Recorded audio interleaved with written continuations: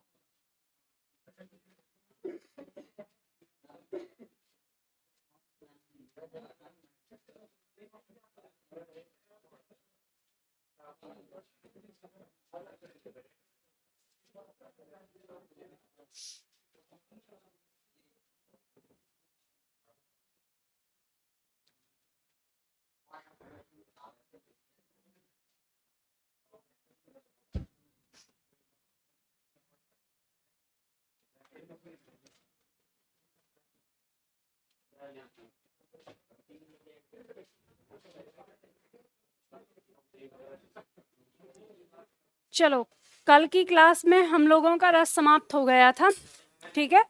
तो रस की शॉर्ट ट्रिक देखेंगे आज हम और उससे आगे बढ़ेंगे। होमवर्क किया था आप लोगों ने घर जाके, या ऐसे ही कि अरे कल तो मैम करवाएंगी, क्या ज़रूरत है इतनी मेहनत करने की, हाँ? चलो देखते हैं कौन कौन करके लेके आए, ईमानदारी से बताओ। घर जाके बस 2 ही बच्चों ने किया, बाकी सब है जी। वो तो अभी है जी कह रहे हैं, यही मतलब इतनी देर से आके मैडम बात कर रही हैं, उस पर ध्यान नहीं है।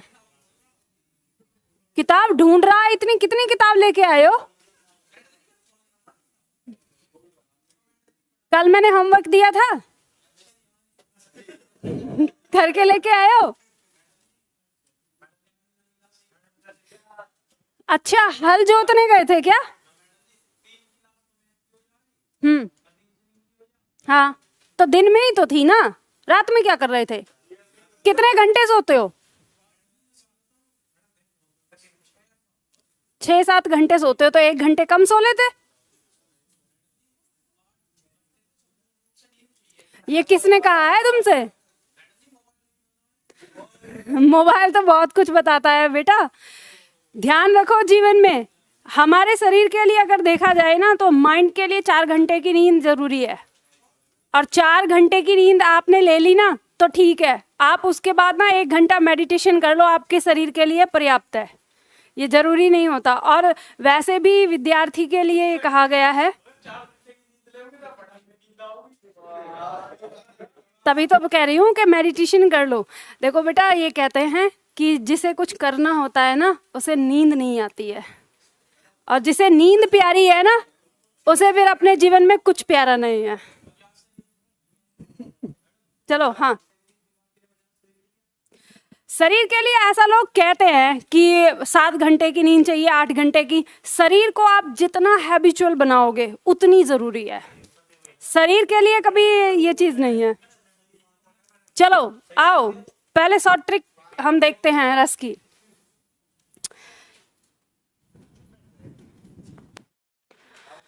हम लोगों ने सबसे पहले श्रृंगार रस पढ़ा था। श्रृंगार रस के हमने 2 भेद किए थे, संयोग श्रृंगार और वियोग श्रृंगार। संयोग श्रृंगार का स्थायी भाव है रति, और इसकी पहचान क्या होगी? किसी का रूप सौंदर्य या परस्पर मेल मिलाप का वर्णन जहां पर हो वहां क्या होगा? संयोग श्रृंगार होगा। वियोग श्रृंगार की बात करेंगे, स्थायी भाव होगा रति, और पहचान क्या होगी? परस्पर वियोग या नाराजगी का वर्णन, वियोग श्रृंगार रस कहलाएगा। इसके बाद करुण रस, स्थायी भाव होगा शोक, और इसकी पहचान कैसे होगी? किसी की मृत्यु होना, कोई दुर्घटना हो जाना, या गरीबी आदि का वर्णन। ठीक है, आदि इसमें कर सकते हैं, गरीबी का वर्णन, ठीक है, लिख सकते हैं जो पॉइंट अगर नहीं लिखा है यहाँ। तीसरा पॉइंट कहता है हास्य रस, स्थायी भाव हो जाएगा हास, पहचान हो जाएगा हंसी आदि का वर्णन। रौद्र रस में स्थायी भाव हो जाएगा क्रोध और गुस्सा या क्रोध आदि का वर्णन, जहां पर किसी के गुस्से का वर्णन किया जाए। वीर रस में स्थायी भाव हो जाएगा उत्साह, और पहचान हो जाएगी देशभक्ति या वीरता आदि का वर्णन। विभत्स रस, स्थायी भाव हो जाएगा जुगुप्सा यानी घृणा, और इसकी पहचान हो जाएगी जहां घृणा आदि का वर्णन किया गया हो, कुछ ऐसा वर्णन जिससे हमारे मन में घृणा उत्पन्न हो।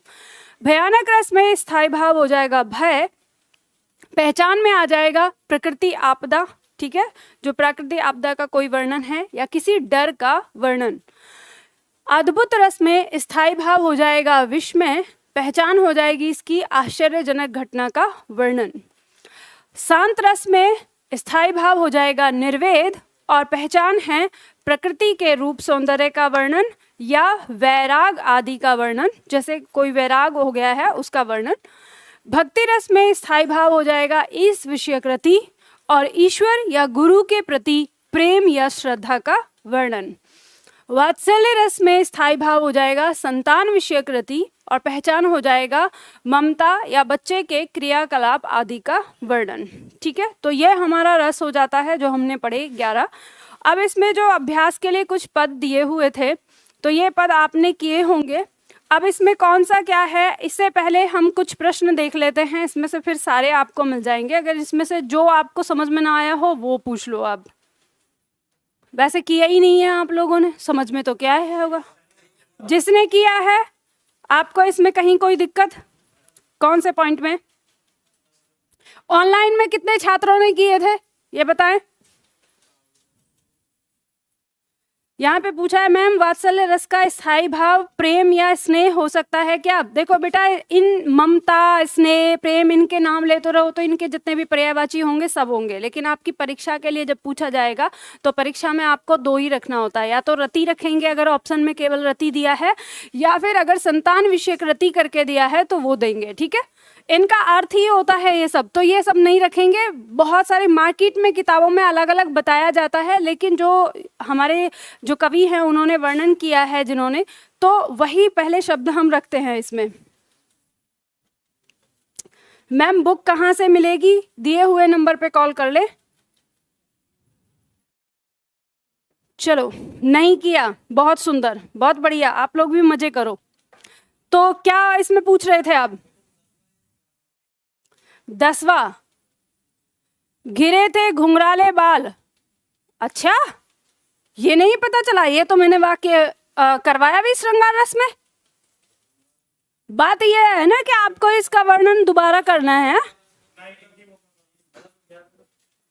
ये देखो, घिरे थे घुंघराले बाल, जैसे ही इतनी बात कह दी कि किसी के घुंघराले बाल घिरे हुए थे, अंश अवलंबित मुख के पास, इतना ही पता चल गया किसी के मुख के पास घुंघराले बाल पड़े थे, तो पता चल रहा है किसी के रूप सौंदर्य का वर्णन हो रहा है।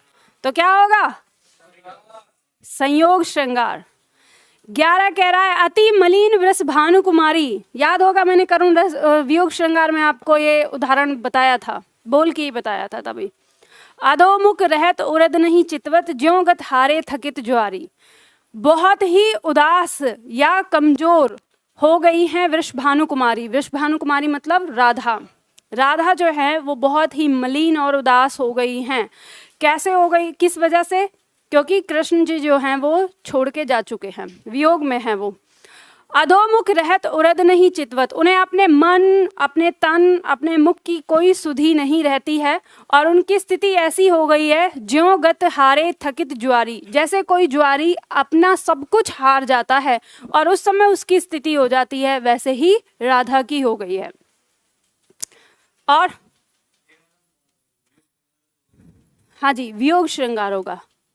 कंकण कनिकनी नूपुर धुन सुन। ध्यान रखिएगा शब्दों का अगर अर्थ आप याद रखेंगे, पर्यायवाची, विलोम शब्द, अनेकार्थक शब्द, तत्सम तद्भव। कंकण कहते हैं कंगन को, ठीक है, पर्यायवाची वो आपके तत्सम तद्भव में आता है, ये ध्यान दीजिए। कनकनी कहते हैं चूड़ियों को, नूपुर कहते हैं घुंघरू को। कंगन, चूड़ियां और घुंघरू की धुन को सुनकर, अब जैसे ही आप इतना समझेंगे तो आपको समझ में आ जाएगा कि अगर जहाँ पर चूड़ियाँ या इनकी बात हो रही है वहाँ क्या होगा, संयोग श्रृंगार होगा। कहत लखन सन राम हृदय गुनी।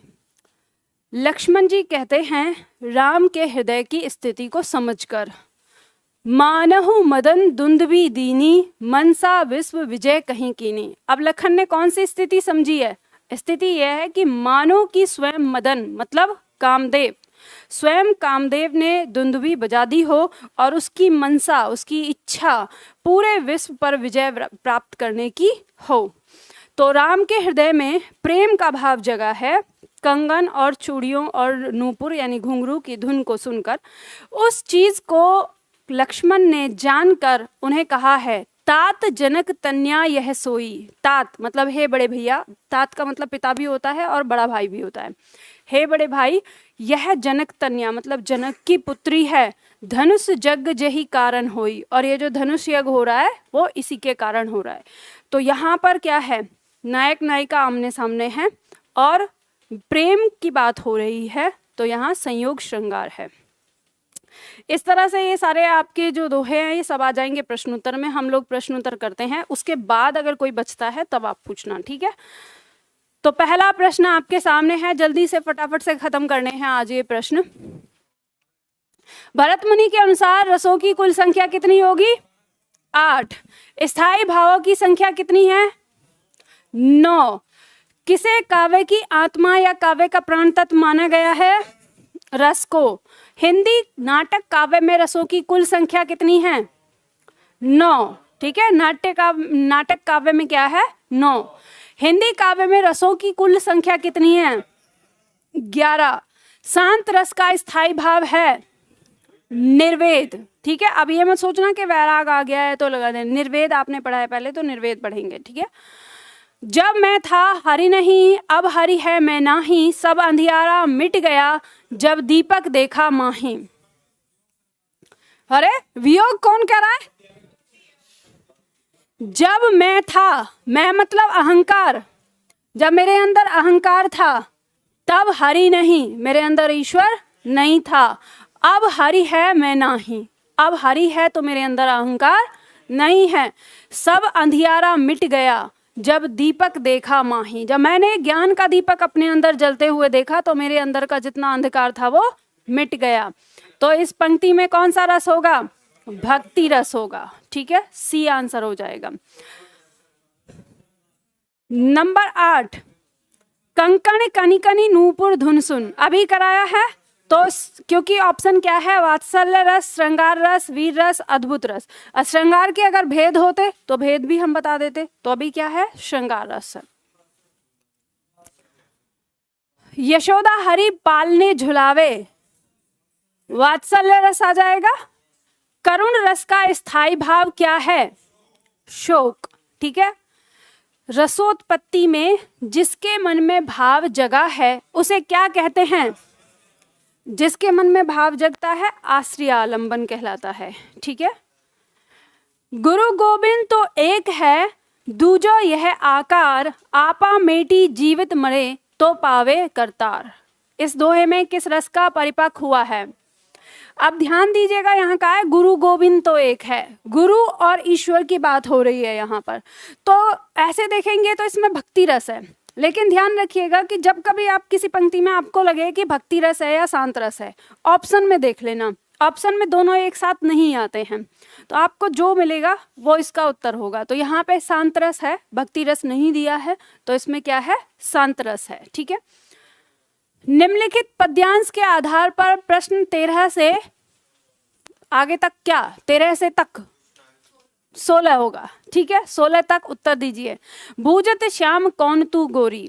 अब इस पंक्ति को मैंने अच्छे तरह से समझाया था, डॉट डॉट डॉट बातन भुरई राधिका भूरी। अब ये हमारा पद्यांश दिया है, इस पद्यांश से कई सारे प्रश्न हैं, आप लोगों ने सबने पढ़े।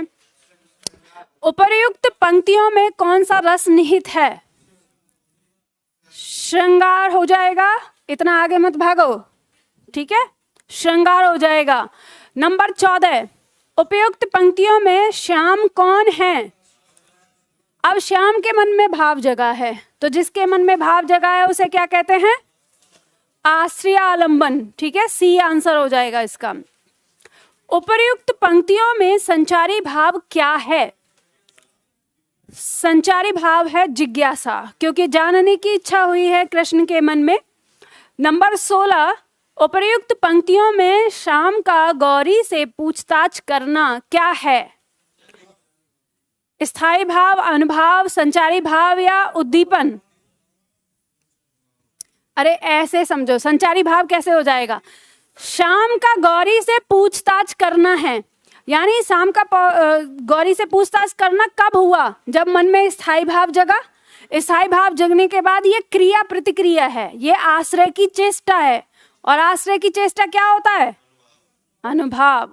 11 बार नहीं 12 बार पढ़ चुके हो आप इस चीज को, समझ रहे हो ना? 12 नहीं 13 बार। अरे तो वो क्वेश्चन बनाएगा ही ऐसे। अब इतना भी आपको इतनी गहराई से पढ़ाया, उसके बाद भी अगर आप गलती करेंगे तो क्या? देखो ऐसे ध्यान देना है, आपको ये जानना है कि शाम से गौरी का पूछना ये कौन सी क्रिया है। आपको मैंने अलग बता दिया, उद्दीपन क्या होता है, स्थिति परिस्थिति जिसके कारण स्थायी भाव जगा है। आश्रय आलंबन के मन में जो भाव उत्पन्न हुआ और फिर उसके बाद जो उसकी चेष्टाएं, उनको क्या कहते हैं? अनुभाव कहते हैं। तो ये दोनों पॉइंट आपको पता होने चाहिए कि किसको क्या कहते हैं, इसीलिए हर बार हमने उसको दोहराया है ताकि कैसी भी स्थिति आए हमें समझ में आ जाए। तो इसमें अनुभाव होगा, ठीक है। किस रस का स्थायी भाव रति है? रति होता है श्रृंगार रस का, ठीक है। अब आगे दिया है लेकिन ऑप्शन में भक्ति रस, और फिर दिया है सी में दोनों का और दोनों का नहीं। तो आपको पता है कि रति की बात करें, रति का ही तो भेद है वो, तो यहाँ पे जो उत्तर होगा वो दोनों का होगा, समझ गए? क्योंकि रति का ही उपभेद है संतान विषयक रति और ईश विषयक रति, ठीक है। रति का मतलब भी होता है प्रेम। हास रस का स्थायी भाव बताइए। A B C D B, ठीक है। निम्न पंक्तियों में जनक तन्या क्या है? अब जनक तन्या आपको बताना है। ये कहा है कि तात जनक तन्या यह सोई। विषय आलंबन, क्योंकि आश्रय आलंबन है राम, राम के हृदय में भाव जगा है, और वो किसके कारण जगा है? सीता के कारण। तो जनक तन्या यहाँ पर क्या है? विषय आलंबन है, ठीक है।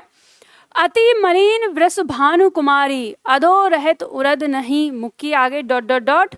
इस पंक्तियों में कौन सा रस है? करुण कैसे है? वियोग श्रृंगार है, ठीक है। राधा को भी उम्मीद है कि कृष्ण वापस लौटेंगे, ऐसा नहीं है कि उन्हें उम्मीद नहीं है। हाँ, उनका प्यार उनसे दूर है, पर ये नहीं है कि प्यार खत्म हो गया, ठीक है। करुण रस तब होगा जब प्यार खत्म हो जाएगा या उसके लौटने की, उसके वापस आने की कोई उम्मीद न रहे। वीरों का कैसा होगा बसंत, इस पंक्ति में कौन सा रस है? वीर रस। रौद्र रस का स्थायी भाव होगा क्रोध। नेक्स्ट, रसोत्पत्ति में आश्रय की चेष्टाएं क्या कही जाती हैं? अरे कई बार पढ़ा, आश्रय की चेष्टाएं मतलब अनुभाव, हर बार हमने पढ़ा अनुभाव मतलब आश्रय की चेष्टाएं। ये ध्यान दीजिए कि इस तरह से जो आता है ना तोड़ के, ये अध्यापक वाली जो परीक्षाएं हैं उनमें आता है, उनका है ये टेट वगैरह, टीजीटी पीजीटी, इन सब में। लेकिन ध्यान रखिए आपकी परीक्षाओं में भी अगर इस तरह से आने लगे तो आप लोग बहुत आसानी से कर लेंगे, ऐसा कुछ नहीं है कि आप लोग नहीं कर पाएंगे। ये समस्या तो उनको आएगी जो ऐसे ही रटाते हैं, बस सिर्फ स्थायी भाव और रस बताते हैं कि क्या है क्या नहीं है। आगे देखते हैं, सतगुरु की महिमा अनंत, अनंत किया उपकार, लोचन अनंत उघाड़िया, अनंत दिखावन हार। सतगुरु की महिमा अनंत, गुरु की महिमा के बारे में वर्णन हो रहा है, तो भक्ति रस होना चाहिए। अब भक्ति रस ऑप्शन में नहीं है तो शांत रस लगाएंगे। निम्न पंक्तियों में हंस सुता की सुंदर कगरी का क्या है? उदो मोही ब्रज विसरत नाही, हंस सुता की सुंदर कगरी और द्रुमन की छाही। मतलब यमुना का सुंदर किनारा मुझे याद आता है। तो अब ये क्या है? मन में भाव आ रहा है, किसकी वजह से आ रहा है? कि वो परिस्थितियां याद आ रही हैं, वो स्थितियां याद आ रही हैं। तो परिस्थितियां और स्थितियां क्या होती हैं? उद्दीपन हो जाएंगी, ठीक है। तो क्या हो जाएगा इसमें? उद्दीपन, ठीक है। वात्सल्य रस का स्थायी भाव बताना है। अब देखो यहाँ दिया है रति, प्रेम, ममता, संतान विषयक रति। अब इसमें अगर देखा जाए तो सारे ही हमको लग रहे हैं, लेकिन इसमें जो सटीक है वो क्या है? संतान विषयक रति, ठीक है। रति का जब अगर ये नहीं होता संतान विषयक रति तो फिर हम क्या लगाते? रति लगाते। मैं सत्य कहता हूं सखे, सुकुमार मत जानो मुझे, यमराज से भी युद्ध में प्रस्तुत सदा जानो मुझे। वीर रस हो जाएगा। सर्वश्रेष्ठ रस किसे माना जाता है? श्रृंगार रस को। संयोग श्रृंगार रस का स्थायी भाव क्या है? रति। और ये जो रस रस लिखे हुए हैं ना, टाइपिंग मिस्टेक है, कटिंग कर दो इनको। स्थायी भाव दे रखा है आगे रति, रति रस, ये कौन सा है? ठीक है। कवि बिहारी मुख्यतः किस रस के कवि हैं? भक्ति रस होता तो फिर क्या है, रीति काल के कवि हैं। ये श्रृंगार रस के कवि हैं। ठीक है। इन्होंने बहुत ऐसी पंक्तियां लिखी हैं, जब देखेंगे ना आनंद आ जाता है पढ़ के। ठीक। राजाओं की चाटुकारिता के लिए लिखी गई पंक्तियां। शोभित कर नवनीत लिए, घटुरन घटुरन चलत रैनु तन मंडित, मुख दही लेप किए। वात्सल्य रस हो जाएगा। प्रिय पति मेरा, प्रिय पति वह मेरा प्राण प्यारा कहाँ है, दुख जल निधि डूबी का सहारा कहाँ है। अब इस पंक्ति में कौन सा स्थायी भाव है? देखो यहाँ पे अब आपको देखना है, ये बात कही गई है, प्रिय पति वह मेरा प्राण प्यारा कहाँ है। दुख शब्द का प्रयोग वियोग में कभी नहीं आता, इस बात को ध्यान रखिएगा। ठीक है। वियोग में दुख शब्द का प्रयोग कभी नहीं आएगा, वियोग में हमेशा विरह का आता है। ठीक है। क्योंकि ये प्रेमियों की अपनी एक सीमा होती है कि वो विरह होने पे भी दुख व्यक्त नहीं करते। तो दुख का और जो प्रयोग है वो किस में होता है, वो शोक के लिए होता है। तो इसलिए शोक। अब इस पंक्ति के पीछे क्या है कि जो नायिका है ना, उसका पति मर गया है। असली बात ये है इन पंक्तियों के पीछे की। अब क्योंकि आपको तो नहीं पता है तो आप इसमें कंफ्यूज हो सकते हैं, तो इसलिए दुख शब्द जो आए ये हमेशा रति कैसे लगा दोगे, प्यारा के हिसाब से नहीं, आगे दिया है ना, दुख जल निधि डूबी का सहारा कहाँ है। जो इस दुख में अब डूबी हुई है उसका सहारा कहाँ गया। ठीक है। वो तो रोते हुए भी बोलता है ना इंसान कि मेरा प्यारा था। तो यहाँ पे वियोग आ रहा है। ठीक है। यहाँ इन पंक्तियों के पीछे का भाव समझ लो। नायिका का पति मर चुका है, वो इस समय विलाप कर रही है, विलाप करते हुए ये चीजें बोल रही है। ठीक है। कैसा? हाँ हाँ आया हुआ है क्वेश्चन, मैंने थोड़ी बनाया है ये, तभी तो मैं आपको बता रही हूँ, ये रिपीट भी होता है। ठीक है। ये सब प्रीवियस है, मेरा अपना प्रश्न कोई नहीं है। और जिस दिन मैंने अपना प्रश्न बनाया उस दिन आप लोग दिमाग अपना ऐसे ही घुमाते रहोगे, आंसर क्या निकाले हैं इसका, समझ गए ना। अपना ही बनाऊंगे, आप ही देखेंगे, बना रही हूँ। ठीक है। अभ्यास सेट बुक जो बन रही है उसमें प्रीवियस क्वेश्चन पेपर भी है, और एक सेट जो रहेगा वो मेरी तरफ से रहेगा, जो मैं क्वेश्चन बनाऊंगी। हाँ चलो हिल जाएगा, ऐसा नहीं है अगर ध्यान से पढ़ा होगा तो आपने। किलक अरे मैं नेह निहारूं, इन दांतों पर मोती वारूं। इन पंक्ति में कौन सा रस है? देखो हा से कैसे, किलक मतलब किलकारी, और किलकारी कौन मारता है? बच्चा। और जैसे ही बच्चा आ गया तो वात्सल्य है। आप क्रॉस भी कर सकते हो कि ये कहा है कि तुम्हारी इस किलकारी पर मैं एकदम से निहारता रह जाता हूँ। कवि कह रहा है इन दांतों पर मोती वारूं, और ये जो दो दांत दिखाई दे रहे हैं छोटे छोटे, इनकी चमक पर मैं मोतियों को वारता हूँ। तो इसमें कहीं पे भी कोई वीरता की बात नहीं हुई है, कहीं वैराग की बात नहीं है, कोई हंसी वाली नहीं है। बस बात क्या है, बात ये है कि जो बच्चा है, बच्चे के ऊपर ममता आ रही है। जब आप छोटे बच्चे को देखते हैं और उसके दो छोटे से दांत निकलते हैं, तो उसी का वर्णन किया गया है। भरत मुनि के रस सूत्र में निम्न में से किसका उल्लेख नहीं है? स्थायी भाव का नहीं होता है। ठीक है। आगे देखिए, ऊधो मोही ब्रज विसरत नाही। इन पंक्तियों में रस बताना है आपको। श्रृंगार रस, हास्य रस, वीर रस, करुण रस। आपको पता है यहाँ पर वियोग का वर्णन हो रहा है। ठीक है। वियोग है मन में, तो वियोग का वर्णन हो रहा है तो श्रृंगार रस होगा, श्रृंगार का वियोग श्रृंगार। उस काल मारे क्रोध के तन कांपने उसका लगा। यहाँ पे अब क्रोध की बात आ गई। ठीक है, कि उसका जो तन है वो क्रोध से बहुत तेज कांप रहा है, मानो हवा के जोर से सोता हुआ सागर जगा। जैसे हवा के जोर से सागर में सुनामी आ जाए या सागर की लहरें मचल उठें, उसी तरह से उसका तन कांप उठा है। तो इसमें क्या आ जाएगा?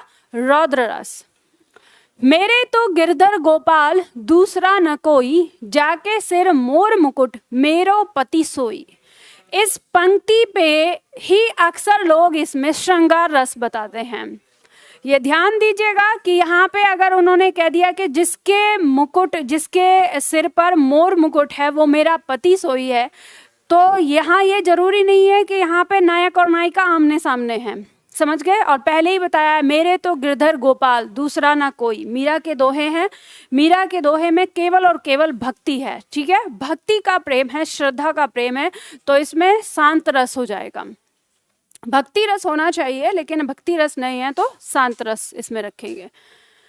राग है कि रूप है कि रस है कि जस है कि तन है कि मन है कि प्राण है कि प्यारी है। अब है कि वाला मैंने आपको बताया है क्या होता है, इसमें अलंकार क्या होता है? संदेह अलंकार। और संदेह अलंकार जिस पंक्ति में है उसमें रस क्या होता है? अद्भुत रस होता है, ठीक है। तो इसमें क्या हो जाएगा? अद्भुत रस, आश्चर्य हो रहा है। वीर रस का स्थायी भाव क्या होता है? उत्साह। कहत नटत रीजत खीजत मिलत खिलत रजियात। पंक्ति मैंने बताई थी। वात्सल्य, वात्सल्य कैसे हो गया?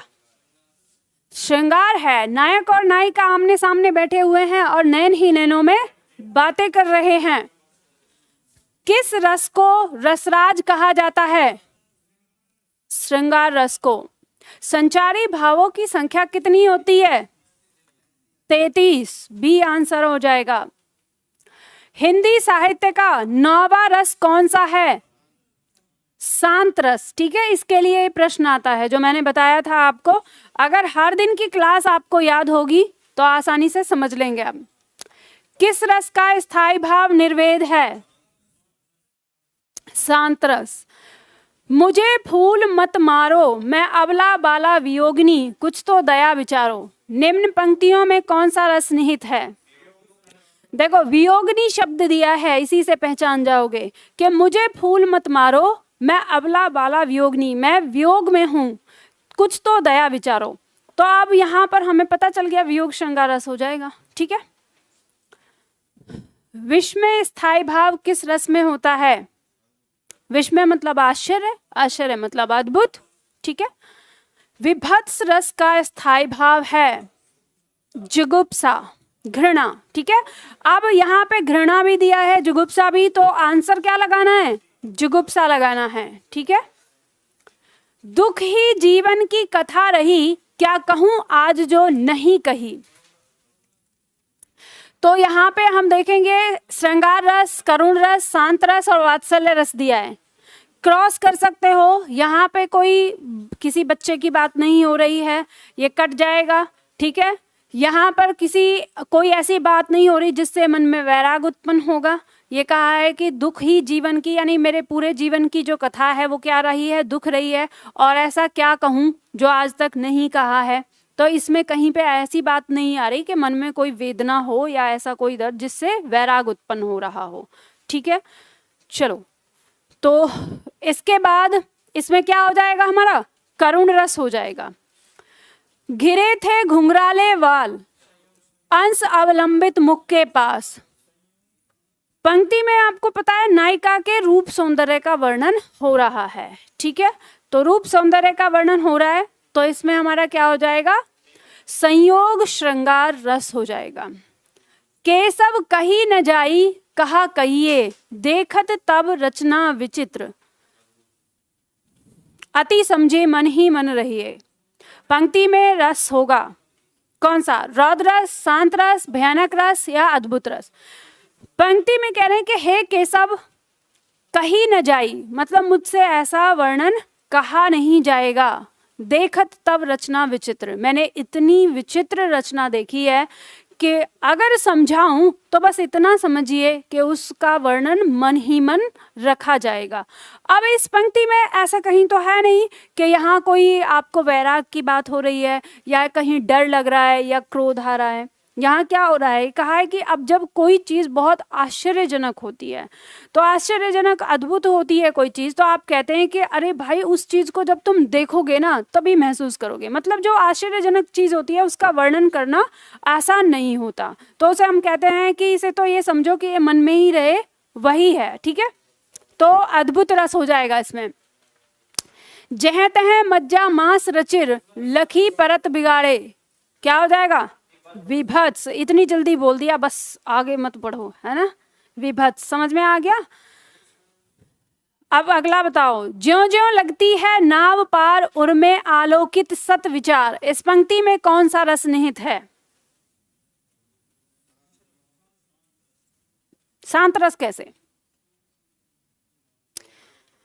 ज्यों ज्यों, जैसे जैसे नाव पार लगती जा रही है, उर माने हृदय, हृदय में, अलौकित माने उत्पन्न होना, सत माने 100, विचार माने विचार।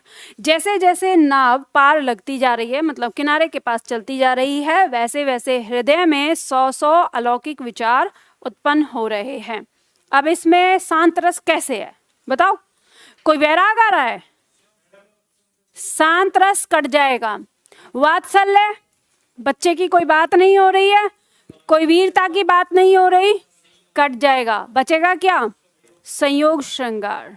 ठीक है, तो हम ये कह सकते हैं कि यहाँ पर कोई व्यक्ति है जिसके मन में जैसे जैसे नाव, अब हम ऐसे स्थिति मान सकते हैं कि मान लीजिए कि कोई व्यक्ति अपने घर लौट रहा हो और जैसे जैसे नाव पार आती जा रही है तो उसका घर नज़दीक आ रहा है, तो मन में क्या हो रहा है, उत्साह, उमंग और मिलने की खुशी उत्पन्न हो रही है, तो वहाँ क्या होगा, संयोग श्रृंगार होगा। ठीक है, इस तरह से समझ लें।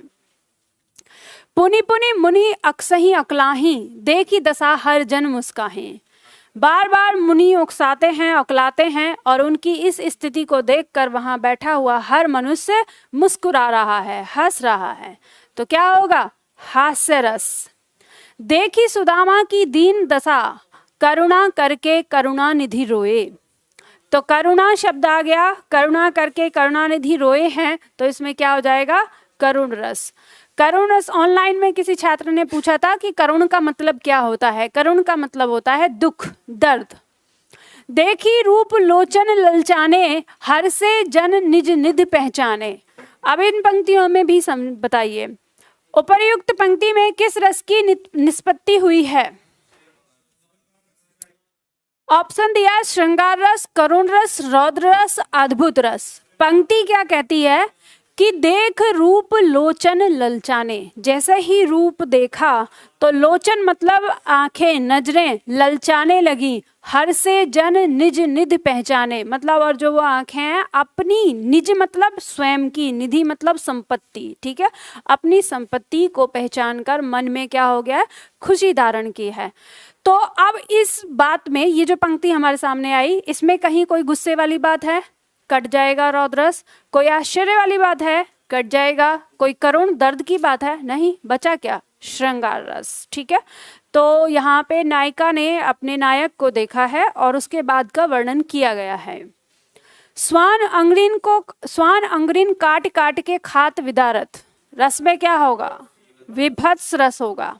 जशोदा हरि पालने झुलावे, वात्सल्य रस हो जाएगा। प्रत्येक रस में संचरण करने वाले भाव को क्या कहते हैं, संचरण करने वाले भाव को संचारी भाव कहते हैं। ठीक है, और इसका दूसरा नाम व्यभिचारी भाव भी है। ये शायद आपकी नोटबुक में लिखा ही होगा, है ना, मैंने जिक्र नहीं किया था, बस लिखा हुआ है, तो ध्यान रखना। ऐसे पूछ लिया जाता है कि संचारी भाव का अन्य दूसरा नाम क्या है, व्यभिचारी भाव। ठीक है, नेक्स्ट है आपका उत्साह। स्थायी भाव किस रस का होता है, वीर रस का होता है। नभ में झपटत बाज लखी, भूल्यो सकल प्रपंच, कंपित तनु व्याकुल नयन, लावक हिलोन रंच। बताओ कौन सा रस होगा इसमें, विभत्स कैसे होगा, वीर कैसे होगा, मतलब कुछ भी। अब अच्छा ठीक है, मैं जैसे क्रॉस करती जा रही हूँ, ये होगा ये होगा, मैंने कहा भयानक कैसे होगा, तो रौद्ररस होगा। हाँ, अब ये हो जाएगा। देखो पंक्ति सुनो। नभ में झपटत बाज, आकाश में बाज झपट रहा है। भूलियो सकल प्रपंच, सकल मतलब सारा, प्रपंच मतलब खेल कूद, ठीक है, खेल कूद है यहाँ पे इसका मतलब प्रपंच से। तो ऊपर आकाश में बाज झपट रहा है, इस चीज को देखकर कोई भी है वो अपना खेलकूद भूल गया। कंपित तन, तन कांपने लगा। और व्याकुल नयन, नयन क्या हो गए, बेचैन। लावक हिलो निरंच, लावक 1 इंच भी हिल नहीं पाया। अब हमने बिल्कुल शब्द से शब्द लिया है, हमें नहीं पता क्या स्थिति है, बट जो हमें अर्थ समझ में आया, इससे हमें क्या बात समझ में आई कि कोई वीरता की बात कर रहा है, नहीं, कट जाएगा। कोई घृणा की बात हो रही है, नहीं, कट जाएगा। कोई गुस्से वाली बात है, नहीं, बचा क्या, भयानक रस। अब ऊपर से एक लावक है जिसके ऊपर बाज की नजर पड़ गई, और बाज जो है उसके ऊपर झपटने वाला है। तो जब वो बाज ऊपर से झपटने वाला है, तब उसके अंदर वीर रस पैदा होगा या उसके अंदर गुस्सा आएगा, आ तू देखता हूं मैं तुझे कैसे खाएगा मुझे, हाँ ये होगा। अब बेचारा नाजुक सा लावक मतलब बच्चा है, तो इसमें क्या हो जाएगा, भयानक रस, ठीक है। निश्चर हीन करूं मही, भुज उठाई पनकीन। सकल मुनि के आश्रमन जाए जाए सुखदीन। करुण, वीर, रौद्र या भयानक। भयानक कैसे हो जाएगा, किसको डर लग रहा है। निश्चर, राक्षस विहीन कर दूंगा इस भूमि को, पृथ्वी को। भुज उठाकर पनकीन, भुजा उठाकर ऐसा प्रण किया जो उसमें। सकल मुनिन के आश्रमन जाए जाए सुखदीन, सभी मुनियों के आश्रम में जाकर उनको सुख प्रदान करूंगा। तो इसमें कौन सा डर लग रहा है उन्हें, तो भयानक कैसे हो जाएगा। वीरता का भाव उत्पन्न हो रहा है, उत्साह उत्पन्न हुआ है उनके मन में, ठीक है, तो वीर रस हो जाएगा। बतरस लालच लाल की, श्रृंगार हो जाएगा, पढ़ा भी है हमने, ठीक है।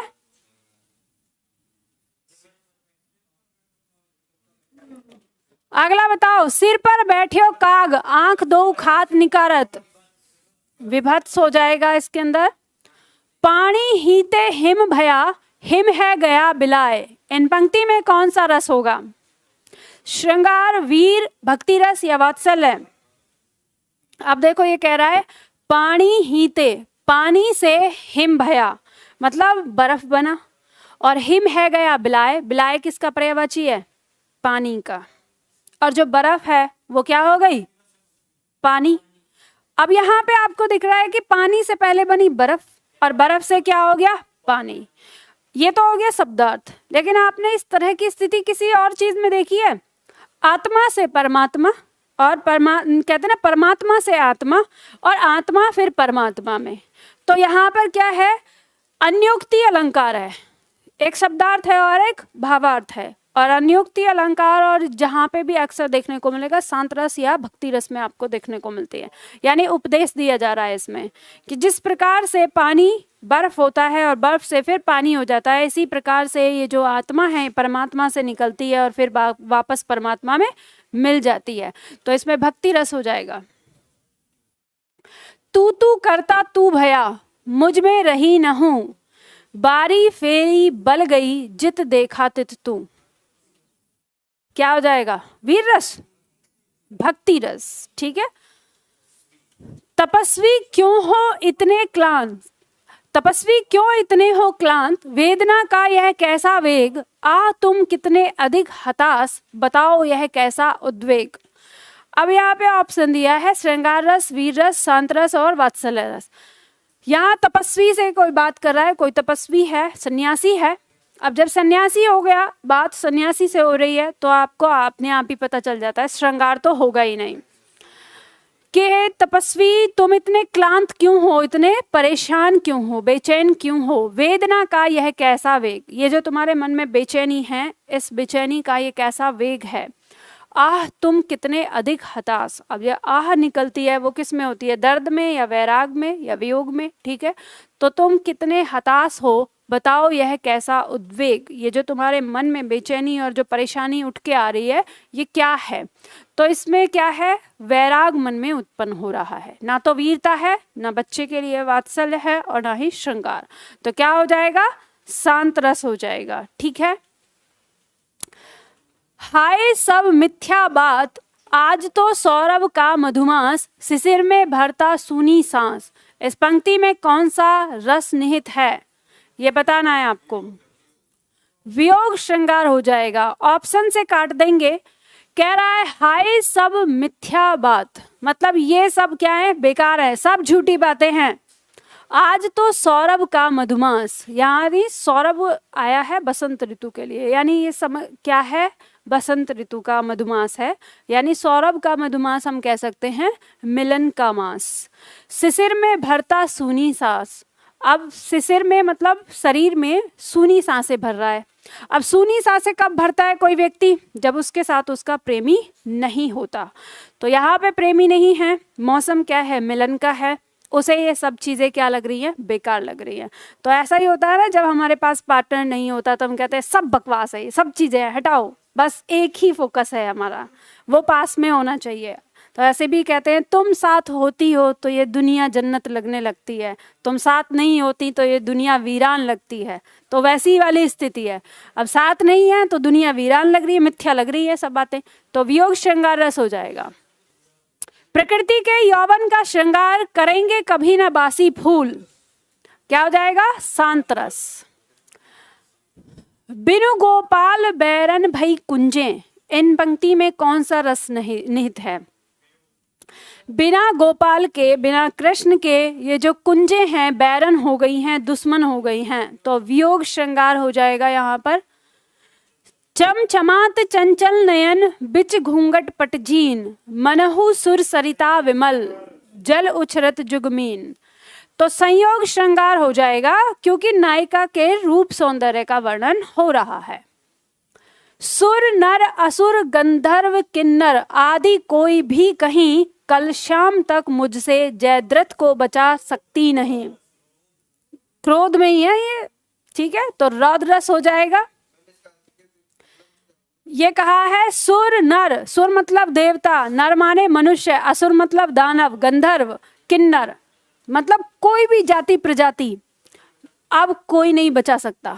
किसको, जयद्रथ को। कल शाम तक मैं उसका वध कर दूंगा, जयद्रथ अब नहीं बचेगा। अर्जुन को जब ये बात पता चली कि मेरे पुत्र को 7 महारथियों ने घेर के मारा है, पहले तो अर्जुन को लगा कि युद्ध में वीरगति को प्राप्त हुआ है, तो उन्होंने शोक व्यक्त किया। लेकिन जब वो बैठ के अभिमन्यु की लाश पर शोक व्यक्त कर रहे थे, तो तभी उन्हें पता चला, उन्हें बताया गया कि अभिमन्यु वीरगति को प्राप्त नहीं हुआ, इसे तो छल से मारा गया है, 7 महारथियों ने मिलकर इसको मारा है। तो उन्हें गुस्सा आया, क्योंकि वहां उस दिन अर्जुन नहीं थे। अगर अर्जुन होते तो अभिमन्यु कभी नहीं मरता। तो अर्जुन को क्या किया था, जयद्रथ ने एक दिन के लिए मतलब ऐसी शक्ति प्राप्त करी थी कि जिस समय अर्जुन या पांडव में से कोई सा भी उसे हरा नहीं सकता। उसने भगवान शिव से पहले तो मांगा था ये वरदान कि मैं पांडवों की हत्या कर दूं, मैं मार दूं, मुझे ऐसी शक्ति दो। तो शिव ने मना कर दिया, ऐसी शक्ति मैं नहीं दे सकता, कुछ और मांगो। तो फिर उसने कहा कि तो एक दिन के लिए, कोई एक दिन मैं उन पर भारी पड़ूं। तो उन्होंने ये कहा हाँ ये मैं कह सकता हूँ कि एक दिन के लिए भारी पड़े। तो इन्होंने पांडवों से बदला लेने के लिए, यानी पांडवों को हराने के लिए चक्रव्यूह का भेदन किया, मतलब रचा चक्रव्यूह। और उस दिन ये प्लान बनाया कि जो जयद्रथ है अपनी उस शक्ति का प्रयोग करेगा जो एक दिन के लिए वो पांडवों को हरा नहीं पाएगा। उस शक्ति का प्रयोग करते हुए अर्जुन को युद्ध क्षेत्र से दूर ले जाएगा और उनके पीछे हम चक्रव्यूह की रचना करेंगे और उनको फंसा लेंगे। उन्हें ये नहीं पता था कि अभिमन्यु जानता है चक्रव्यूह को भेदना। तो अभिमन्यु जानता था, बस अभिमन्यु को 7वां द्वार तोड़ना नहीं आता था, मतलब 7वां द्वार था निकलना वहां से। तो कहा जाता है कि अब जब पता चला कौरवों को कि अभिमन्यु चक्रव्यूह का भेदन जानता है और वो तोड़ते आ रहा है, तो इन्होंने बाकी और पांडवों को रोक लिया साजिश करके, और 7 महारथियों ने मिलकर अभिमन्यु को वहां पे मार दिया। अब अर्जुन को ये साजिश के बारे में पता चला तो उसे सबसे पहला गुस्सा जयद्रथ पे आया और ये कहा कि कल शाम तक मैं उसे छोड़ूंगा नहीं, प्रतिज्ञा ले ली। तो आप अगर महाभारत देखेंगे तो आपको, आजकल वाली नहीं, देखो देखना तो रामानंद ने जो बनाई है ना वही पुरानी वाली, पर महाभारत ऐसा है ना, वो ऐसा सीरियल है कि एक बार आप उसे देखने बैठेंगे शुरू से तो जब तक आप उसे देख के खत्म नहीं कर लेंगे तब तक दम नहीं लेंगे। वो सीरीज से भी तगड़ा नशा चढ़ता है उसका। मुझे लगता है कि मैंने शायद उसे 5-6 बार देखा होगा अपने जीवन में अभी तक। आज ही थोड़ी ना देखा है ये, बचपन में तो वो महाभारत का क्रेज हमें भी होता था, ठीक है। महाभारत देखने के लिए हम अपनी मम्मी से जाने कितनी बार पिटे हैं। जब हमारे घर पे जब बिजली नहीं आती थी, हमारे तो बिजली आती थी तभी देख पाते थे, और अगर बिजली नहीं आती थी तो पड़ोस में थी एक आंटी, उनके वहां पे बैटरी से चलती थी। बड़े बूढ़े नहीं, सब जाते थे, ठीक है, छोटे बड़े सब जाते थे, वो अलग ही था माहौल। शक्तिमान पे तो बहुत पिटाई होती, पता है हम लोगों को शक्तिमान देखने के लिए शर्त होती थी मेरी मम्मी की, 12 बजे आता था जब शक्तिमान दिन में, कि सारा काम खत्म हो जाना चाहिए, नहा लेना चाहिए हर कोई, अगर कोई भी अगर बिना नहाए बचा तो फिर नहीं देखने दूंगी। तो हम लोग सुबह 5 बजे उठ जाते थे संडे को और सारा काम कर देते थे, पूरा मिलके हमारा ग्रुप बन जाता था सारे भाई बहनों का, शक्तिमान देखना है ना बहुत जल्दी, 12 बजे तक हमारा सारा काम समाप्त हो जाता था। और अच्छा है चलो, और अगर नहीं हुआ कभी तो हमें शक्तिमान देखने का मौका मिलता नहीं था, और रात को आता था, रिपीट होता था अगले दिन, तो रात को तो परमिशन थी नहीं देखने की, नहीं टाइम से सो। अरे हमारे जमाने के माता पिता इतने सख्त थे ना, आजकल के माता पिता तो कुछ भी नहीं है। आजकल के बच्चे ज्यादा नखरे वाले हैं।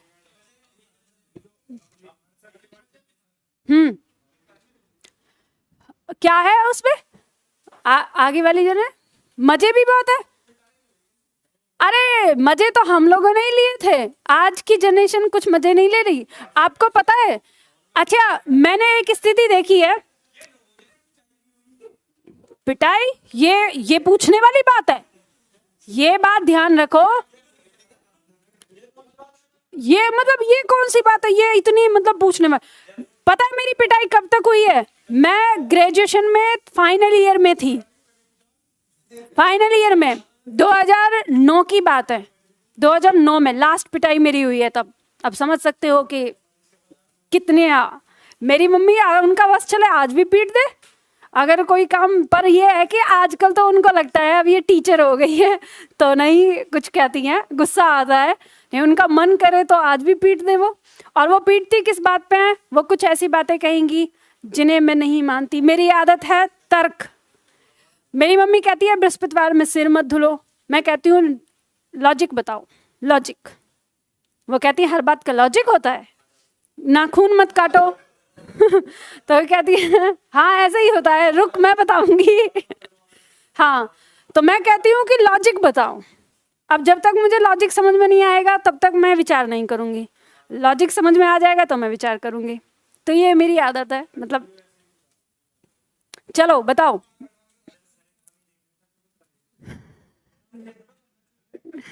बताओ, जब पहुंची चपला बीच धार, छिप गया चांदनी का कगार, दो बाहों के दूरस्थ तीर, धारा का कृष्ण कोमल शरीर, आलिंगन करने को अधीर। इन पंक्तियों में रस बताना है, संयोग श्रृंगार रस हो जाएगा इसमें।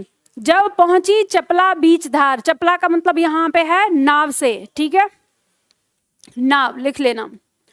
छिप गया चांदनी का कगार, चांदनी का जो कगार यानी चांदनी का जो उजाला है वो छिप गया।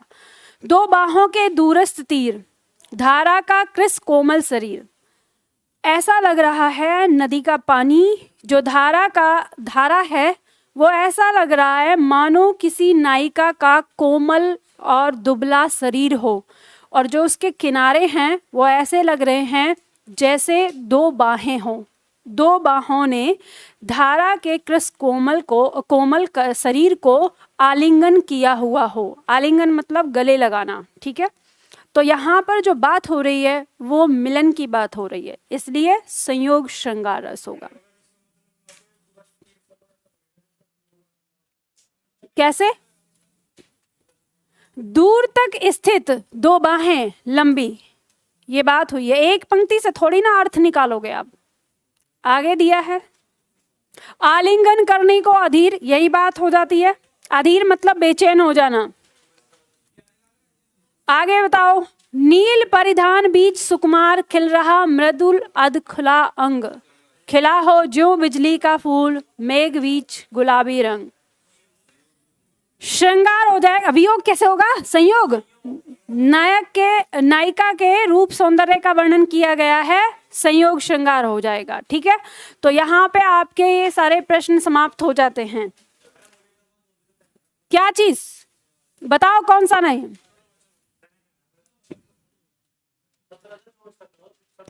सत्रह से 24 तक। तपस्वी क्यों हो इतने क्लांत, अभी तो कराया। काहेरी नलिनी तू कुमलानी, तेरे नाल सरोवर पानी, जल में उत्पत्ति जल में वास, जल में नलिनी तोर निवास। पंक्ति यहाँ पे 18 है। ये पेज नंबर देख लो कौन सा है, 50 पे होगा। इस पंक्ति में कहा है कि हे नलिनी, कमलनी, ठीक है, तुम क्यों कुम्हलाई हुई हो, मतलब मुरझाई हुई हो। तेरे नाल सरोवर पानी, जबकि तेरी नाल जो है वो सरोवर के पानी में है। जल में उत्पत्ति जल में वास, जल में ही तो तुम्हारी उत्पत्ति होती है और जल में ही तुम्हारी मृत्यु होती है। यहाँ वास का मतलब है मर जाने तक, ठीक है। और जल में नलिनी तोर निवास, और जल में ही तुम पूरे जीवन भर रहती हो, तो फिर क्यों तुम मुरझाई हुई हो। तो यहाँ पे अनुयुक्ति अलंकार है, अलंकार लिख लो, ये पंक्ति आ सकती है अनुयुक्ति अलंकार। एक शब्दार्थ है, एक भावार्थ है। भावार्थ कहता है कि हे आत्मा, तुम क्यों परेशान हो, क्यों बेचैन हो। यहाँ पे कवि कह रहा है आत्मा से। यहाँ जल को माना गया है परमात्मा और कमलनी को माना गया है आत्मा, कि हे आत्मा तुम क्यों मुरझाई हुई हो, क्यों परेशान हो, क्यों बेचैन हो। तेरे नाल सरोवर पानी, यानी जो तेरा अंश है, जो तू अंश है जिसका, वो किसका है? परमात्मा का अंश है। तो परमात्मा से ही उत्पन्न होती है और परमात्मा में ही वापस मिल जाती है। और जल में नरनी तोर निवास, सारे जीवन भर तुम परमात्मा का ही प्रतिनिधित्व करती हो। यानी हमारे शरीर में जो एक पॉजिटिव ईश्वरीय शक्ति है वो क्या है? आत्मा है। तो यहाँ पर ये कहा गया है, इसके अंदर क्या है? भक्ति की भावना है, भक्ति रस या संत रस, जैसा ऑप्शन में आएगा। ठीक है, हाय सब मिथ्या बात, ये तो हो गया। नव में झपटत बाज, ये भी हो गया। पानी ही ते हिम बया, मन रे तन कागद का पुतला, लागे बूंद बिनस जाए छिन में, गर्व करे क्या इतना। हे मन, ये तन कागज का पुतला है, लागे बूंद बिनस जाए छिन में, इसमें बूंद लगेगी और ये क्षण में ही क्या हो जाएगा? गल जाएगा। गर्व करे क्या इतना, और इस तन पर क्या गर्व करता है। तो मैंने कहा था जहां उपदेश देने वाली पंक्तियां होंगी वहां क्या होगा? शांत रस। ठीक है, उपदेश देने वाली पंक्ति भी शांत रस में होती है। सुनत लखन के वचन कठोरा, परसु सुधारी धरे उकर घोरा, अब जनि देव दोष मोहि लागू, लोगू कटुवाणी बालक वध जोगू। रौद्रस होगा। पंक्ति कह रही है कि सुनत लखन के वचन कठोरा, लखन के, लक्ष्मण के कठोर वचन सुनकर जो परशुराम जी हैं उनको क्रोध आ गया है। परसु सुधारी धरेव कर घोरा, उन्होंने अपनी जो शुद्ध थी वो छोड़ दी, उन्हें क्रोध धारण कर लिया मन में। अब जनि देव दोष मोहि लोगू, अब जाने दो, मुझे अगर बालक के वध का दोष लगता है तो जाने दो, कटुवादी बालक वध जोगू, अब मैं इस कटु वचन बोलने वाले बालक का वध करने जा रहा हूं। तो उनके अंदर क्रोध आ गए।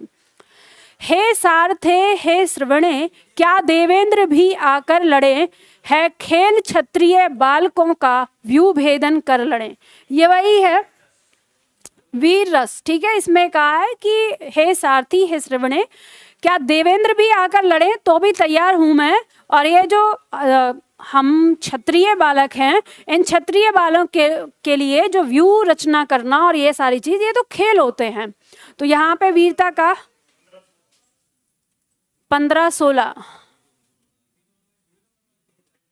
अभी तो मुकुट बंधा था माथ, हुए कल ही हल्दी के हाथ। श्रृंगार नहीं है, समझ लो, सुन जाओ शांत।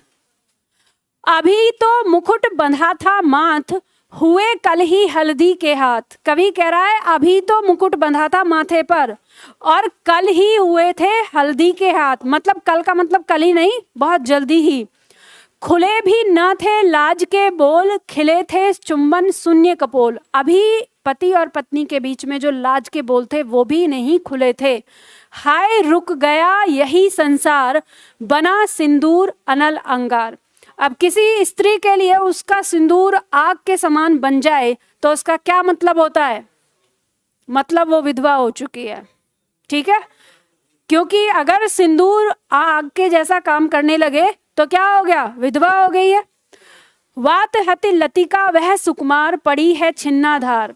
जो वह सुकुमारी है, वात हत लतिका जैसी, मतलब वात हत का मतलब किसी चक्रवाती जो तूफान होता है, किसी लता को, बेल को अगर कोई तूफान अपनी चपेट में जिस तरह से छिन्न भिन्न कर जाता है, वियोग में वो जो सुकुमारी है वो उसी तरह से छिन्न भिन्न पड़ी हुई है।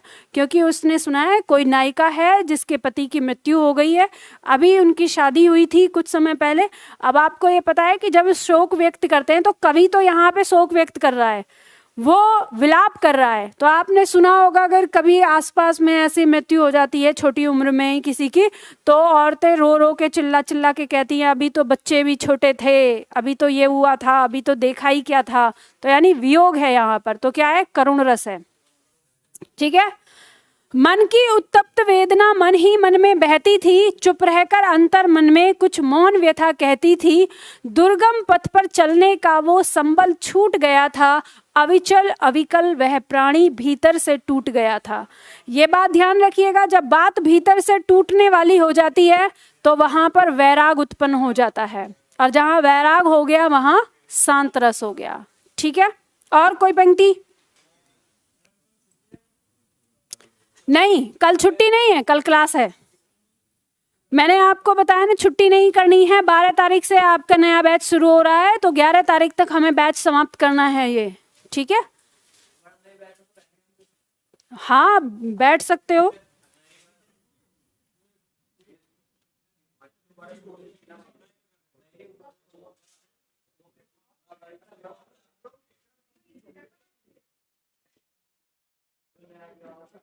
चलो ठीक है, तो ये यहाँ पे आपके रस समाप्त हो गए।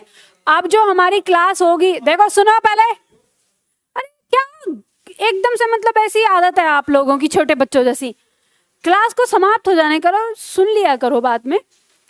कल हमारी क्लास होगी छंद की, और कल पहली क्लास में जो छात्र नहीं आएगा सोमवार को मेरी तरफ से उसके लिए छुट्टी।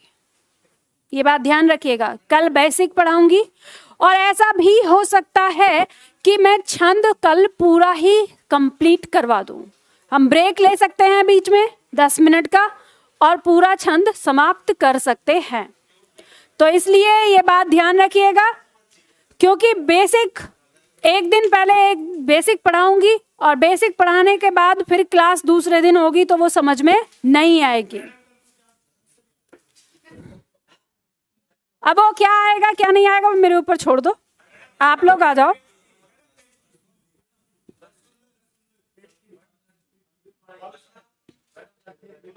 मैं सत्य कहता हूं सखे सुकुमार मत जानो मुझे, यमराज से भी युद्ध में प्रस्तुत सदा जानो मुझे।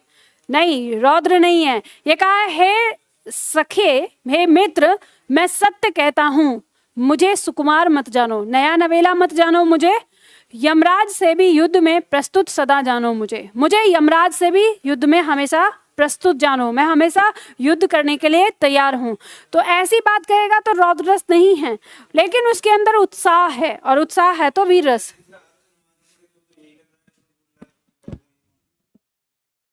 कैसे लग रहा है?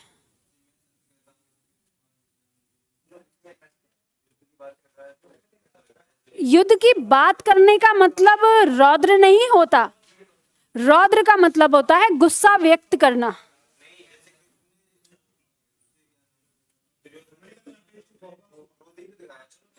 हाँ,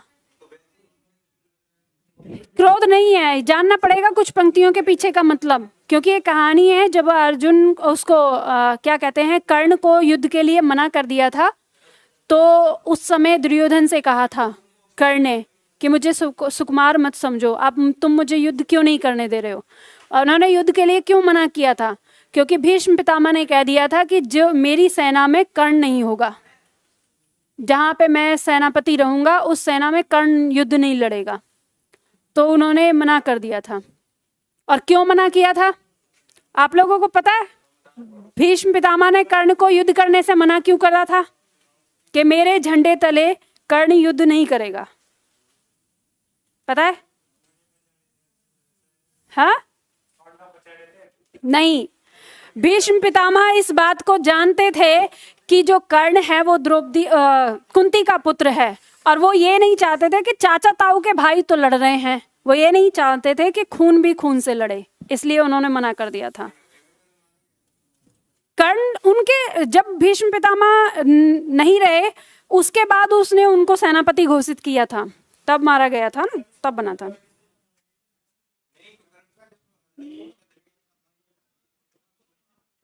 नहीं पता चला था, उसके मरने के बाद पता चला था।